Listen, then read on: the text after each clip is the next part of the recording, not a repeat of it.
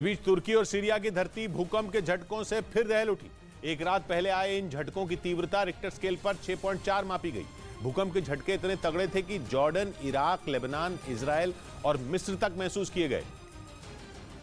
क्योंकि भूकंप का केंद्र दक्षिणी तुर्की के हतय प्रांत का डेफने शहर रहा, इसी वजह से सबसे ज्यादा तबाही हतय में मची। वहां जर्जर हो चुकी कुछ इमारतें ढह गईं, जिसकी कुछ तस्वीरें भी सामने आईं, जिनमें एक इमारत के गिरने के बाद वहां से सिर्फ धूल उठती दिखाई दी, वो भी इतनी बड़ी मात्रा में कि कुछ दूर तक सब कुछ दिखना बंद हो गया। इन हालात में वहां चीख पुकार मच गई। उस इमारत के गिरने के बाद लोग डरे सहमे इधर उधर घूमते नजर आए। अंधेरा होने के कारण वहां आसपास मौजूद चीजों को भी देखने में दिक्कत हो रही थी। ऐसे में कुछ लोगों ने टॉर्च निकाल ली, कुछ ने तो उनके साथ घटी इस घटना के बारे में फोन पर अपने करीबियों को बताया। लेकिन इस बीच तुर्की के हतय प्रांत में 5.8 तीव्रता वाले भूकंप के झटके फिर महसूस किए गए, जिसके बाद तुर्की के गृह मंत्री ने एक बयान जारी किया और बताया कि इस भूकंप के कारण वहां 3 लोगों की मौत हो गई और 200 से ज्यादा लोग जख्मी हो गए। और माना जा रहा है कि अभी ये आंकड़े बढ़ भी सकते हैं, क्योंकि तुर्की में भूकंप से जुड़ी रिसर्च करने वाली संस्था कांदिली ऑब्जर्वेटरी ने चेतावनी जारी की है कि वहां भूकंप के बाद सुनामी आ सकती है, जिससे यह अंदाजा लगाया जा सकता है कि अगर ऐसा हुआ तो तुर्की का क्या हाल होगा। क्योंकि अभी से जो तस्वीरें तुर्की से सामने आ रही हैं वो कम डरावनी नहीं है। भूकंप आने के बाद एक वीडियो में कुछ लोग तेजी से एक होटल से बाहर निकलते दिखे।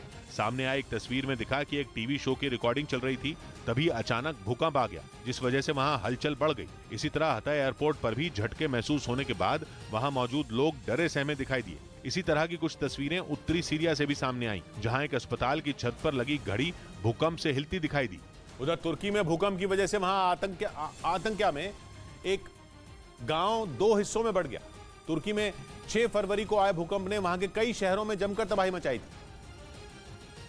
जिसमें आंतकिया का ये गांव भी शामिल है, जहां भूकंप की वजह से ये गांव 2 हिस्सों में बढ़ गया। 6 फरवरी को आए 7.8 की तीव्रता के भूकंप ने यहां के लोगों को हिलाकर रख दिया। Ama şehirde binalar hep de yerinde kaldı. इस गांव में भूकंप ने जमकर तबाही मचाई, ऐसी तबाही कि अभी तक उसके निशान मिटाए नहीं जा सके। गनीमत यह रही कि इतना तेज भूकंप आने के बावजूद इस गांव के सभी लोग सुरक्षित बच गए, लेकिन भूकंप की वजह से कई मकान मलबे में तब्दील हो गए, जबकि सड़कें ऐसी टूटी कि उन्हें अब तक ठीक नहीं किया जा सका।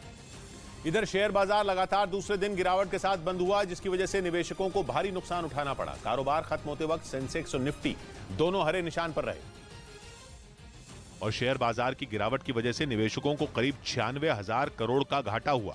कारोबार के अंत में सेंसेक्स 19 अंक गिरकर 60,672 पर बंद हुआ, जबकि निफ्टी 18 अंकों की गिरावट के साथ 17,800 के ऊपर बंद हुआ। इस बीच खबर है कि एक ऑयल टैंकर पर हमले के बाद इजराइल और ईरान में तनाव और ज्यादा बढ़ गया, क्योंकि इजराइल ने उसके ऑयल टैंकर पर हमले के लिए सीधे तौर पर ईरान को जिम्मेदार ठहरा दिया, जिसके बाद दोनों देश फिर आमने सामने आ गए। बताया गया कि 10 फरवरी को अरब सागर में इजराइल के एक ऑयल टैंकर पर ड्रोन से हमला किया गया था। हालांकि इस हमले में ऑयल टैंकर को ज्यादा नुकसान नहीं पहुंचा था, लेकिन खबर है कि इसी के बाद दोनों देशों के बीच तनाव चरम पर पहुंच गया। हालांकि इजराइल के मीडिया के मुताबिक ईरान ने ऑयल टैंकर पर हमले के आरोप को सिरे से खारिज कर दिया, लेकिन ये पहला मौका नहीं है जब इजराइल के किसी ऑयल टैंकर को ड्रोन से निशाना बनाया गया हो। इससे पहले भी कई बार इजराइल ईरान पर उसके ऑयल टैंकरों को निशाना बनाने का आरोप लगाता रहा है।